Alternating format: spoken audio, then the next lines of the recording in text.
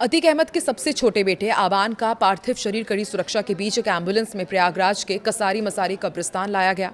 नियति की क्रूर मार देखिए। जिस अतीक की कभी पूरे इलाके में तूती बोलती थी, आज उसके बेटे को शमशान तक ले जाने के लिए 4 कंधे तक नसीब नहीं हुए। जनाजे में शामिल होने के लिए जेल में बंद आबान के दोनों बड़े भाई उमर और अली भारी पुलिस सुरक्षा के बीच यहां पहुंचे और फिर उसके बाद आबान को सुपुर्दे खाक किया गया। वहीं पिछले 3 साल से फरार चल रही मां शाइस्ता परवीन अपने जिगर के टुकड़े का आखिरी बार मुंह तक नहीं देख पाई।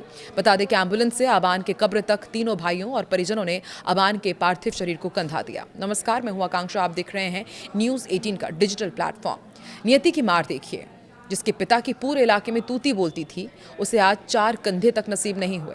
2 बड़े भाई जेल में बंद हैं, जिनको पुलिस की हाई सिक्योरिटी में मिट्टी देने तक के लिए कब्रिस्तान लाया गया। वहीं मां शाइस्ता परवीन, जो कि पिछले 3 साल से फरार चल रही है, उनको अपने जिगर के टुकड़े को अंतिम बार देखना भी नसीब नहीं हो पाया। इससे बड़ा दुख भला और क्या हो सकता है। अबान का पार्थिव शरीर कसारी मरारी कब्रिस्तान लाया गया, जहां पर मस्जिद में जनाजे की नमाज के बाद उन्हें सुपुर्दे खाक किया गया। अली और उमर के आने के बाद बड़ी संख्या में भीड़ प्रयागराज के इस कब्रिस्तान में उमड़ पड़ी। चूंकि जेल में बंद भाइयों को आबान के आखिरी संस्कार के लिए पुलिस के हाई सिक्योरिटी में लाया गया था, उनको पुलिस ने प्रयागराज के कसारा मसारा कब्रिस्तान सीधे लेकर आई। वहीं आबान का पार्थिव शरीर झांसी के अस्पताल से शुक्रवार को ही बुआ परवीन कुरैशी के घर पहुंच गया था।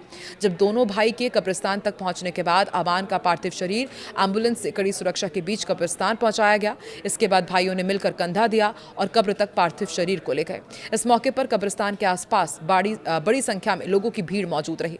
इस दुखद घड़ी में सबसे बड़ी विडंबना यही रही कि आबान की मां शाइस्ता परवीन अपने जिगर के टुकड़े को आखिरी बार देख तक नहीं पाई। उमेश पाल हत्याकांड के बाद से ही शाइस्ता परवीन पिछले 3 साल से पुलिस से छिपती फिर रही है, फरारी काट रही है। बेटी की मौत के बाद भी वो खौफ के मारे सामने नहीं आ सकी। वहीं आबान के 2 बड़े भाई मोहम्मद उमर और अली अहमद जेल में बंद हैं। अदालत से कस्टडी पेरोल मिलने के बाद पुलिस के हाई सिक्योरिटी के बीच दोनों भाइयों को मिट्टी देने के लिए कब्रिस्तान लाया गया। उमर और अली के पहुंचने के बाद से ही कब्रिस्तान के बाहर भारी भीड़ उमड़ पड़ी। आबान की मौत के साथ ही अतीक अहमद का पूरा परिवार अब पूरी तरह से तबाह और बिखर चुका है। एक समय था कि जब इस परिवार के खौफ से लोग कांपते थे, लेकिन आज हालात बिल्कुल उलट हैं। अतीक अहमद और उसके भाई अशरफ की पहले ही सरेआम हत्या हो चुकी है। अतीक के एक बेटे असद का एनकाउंटर हो चुका है। 2 बड़े बेटे उमर और अली जेल की सलाखों के पीछे हैं। चौथा बेटा अपनी बुआ के साथ रह रहा है और अब सबसे छोटे बेटे आबान की झांसी में एक सड़क दुर्घटना में मौत हो गई। प्रयागराज में माफिया अतीक अहमद के बेटे आबान को कसारी मसारी कब्रिस्तान में सुपुर्दे खाक किया गया। आबान के जनाजे के पहुंचने से पहले ही कब्रिस्तान में लोगों की भीड़ जुटने लगी थी। वहीं जेल में बंद अतीक के 2 बेटे उमर और अली अहमद भी जनाजे में शामिल हुए। आबान को पिता अतीक अहमद की कब्र के बगल में ही दफन किया गया। जनाजे को कांधा देते हुए उमर और अली फूट फूट कर रोए। आबान को सुपुर्दे खाक करने के बाद परिजनों से वो मुलाकात उन्होंने की। इससे पहले नमाज जनाजा अदा करने के लिए बड़ी संख्या में लोग वहां पहुंचे। सुरक्षा को देखते हुए पुलिस ने कब्रिस्तान के अंदर मौजूद लोगों को बाहर कर दिया था और नमाज के वक्त ही लोगों को दोबारा आने के लिए अनुमति दी गई। अबान के जनाजे को देखते हुए कसारी मसारी कब्रिस्तान से लेकर अतीक अहमद के चकिया स्थित पुश्तैनी आवास तक सुरक्षा पुख्ता की गई थी। पूरे इलाके में पुलिस बल की तैनाती थी। पुलिस ने रास्तों और आसपास के इलाकों को भी सुरक्षित किया था ताकि जनाजे के दौरान किसी तरह की अव्यवस्था ना हो। अबान के बड़े भाई अली अहमद को भी जनाजे में शामिल होने के लिए प्रयागराज लाया गया। मोहम्मद उमर लखनऊ जेल में बंद है, जबकि अली अहमद झांसी जेल में। दोनों को इलाहाबाद हाई कोर्ट से कस्टडी पेरोल मिली थी। इसके बाद दोनों अपने छोटे भाई के जनाजे में शामिल होने प्रयागराज पहुंचे। कोर्ट की अनुमति के मुताबिक दोनों भाई अपनी बुआ परवीन कुरैशी और भाई एज़म से भी मुलाकात करेंगे। इसके लिए भी सुरक्षा के कड़े इंतजाम किए गए हैं। दोनों भाइयों को लेकर कोर्ट ने कुछ शर्तें भी तय की। इलाहाबाद हाई कोर्ट ने मोहम्मद उमर और अली अहमद के मीडिया से बातचीत करने पर रोक लगाई हुई थी। ऐसे में जनाजे में शामिल होने के दौरान दोनों मीडिया से कोई बातचीत करते हुए नजर नहीं आए। अबान को दफन किए जाने के बाद पुलिस दोनों भाइयों को फिर कड़ी सुरक्षा के बीच जेलों में वापस लेकर जाएगी। पूरे घटनाक्रम के दौरान कसारी मसारी और चकिया इलाके में पुलिस की भारी मौजूदगी बनी रही।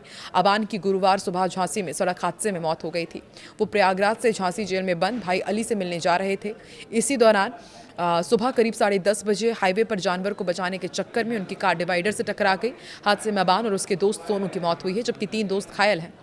अबान सोनू के शव शुक्रवार सुबह 4 बजे एक ही एम्बुलेंस से झांसी के प्रयागराज के हटवा गांव लाए गए। यहां अबान की बुआ का घर है। अतीक का घर टूटने के बाद अबान वहीं रहता था। अतीक अहमद और शाइस्ता परवीन के 5 बेटे थे। तीसरे नंबर का असद अहमद 2023 में पुलिस एनकाउंटर में मारा गया था। 3 साल बाद सबसे छोटे बेटे मोहम्मद अबान को भी झांसी में हुए कार हादसे में अब दर्दनाक मौत हो गई है। अब 3 बेटे बचे हैं। सबसे बड़ा उमर अहमद लखनऊ में बंद है। दूसरे नंबर का अली झांसी जेल में कैद है। चौथे नंबर के बेटे का नाम अहजान है। जिस अबान की मौत हुई है, कुछ महीने पहले ही सोशल मीडिया पर उसकी एक रील बहुत वायरल हुई थी। इस वीडियो के बैकग्राउंड में धमकी भरी डायलॉग "हम दिल भी रखते हैं और असलहा भी रखते हैं, हम कुत्तों की तरह पीछे से वार नहीं करते" सुनाई पड़ा था। इसी रील के आधार पर धूमनगंज पुलिस ने अबान के खिलाफ एफआईआर दर्ज की थी। एक शादी समारोह में बनाया गया 30 सेकंड का यह वीडियो सोशल मीडिया पर खूब वायरल हुआ था। यह अबान के खिलाफ दर्ज पहला मुकदमा था। वायरल वीडियो में अबान अपने समर्थकों के साथ गाड़ी से उतरता नजर आया था।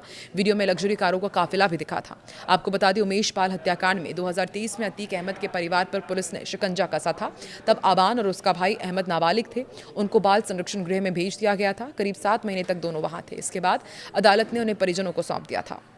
साल 2023 में उमेश पाल की हत्या कराने का आरोप माफिया अतीक अहमद और उसके भाई अशरफ पर लगा था।